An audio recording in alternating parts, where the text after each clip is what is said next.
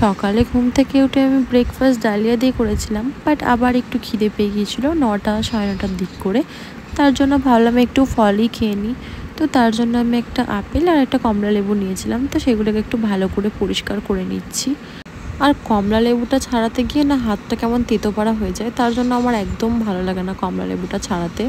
কিছু করার নেই, আমাকেই তো ছাড়াতে হবে। আর আপেলের এই যে বীজের অংশটা আছে না, এটা বাদ দিতে গিয়ে আমি অনেকটা করে বাদ দিয়ে দিতে আর চেষ্টা করছিলাম যেন একটু করেই বাদ যায়। তারপরে ভালো করে এগুলোকে আমি প্লেটে সাজিয়ে নিলাম। আর আমার পাপা এনেছিল দুটো কয়েত, তো সেগুলোকে ভালো করে আমি ভেঙে নিচ্ছি। আর জানো এই দুটো কয়েতে 80 টাকা নিয়েছে, মানে একটা কয়েত 40 টাকা করে নিয়েছে। আগে তো 20 টাকা করে নিত, বাট এখন দামটা অনেকটা বাড়িয়ে দিয়েছে।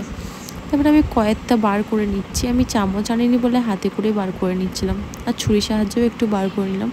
আর এর মধ্যে আমি নুন, চিনি আর একটু লঙ্কা, ধনে গুঁড়ো দিয়েছিলাম।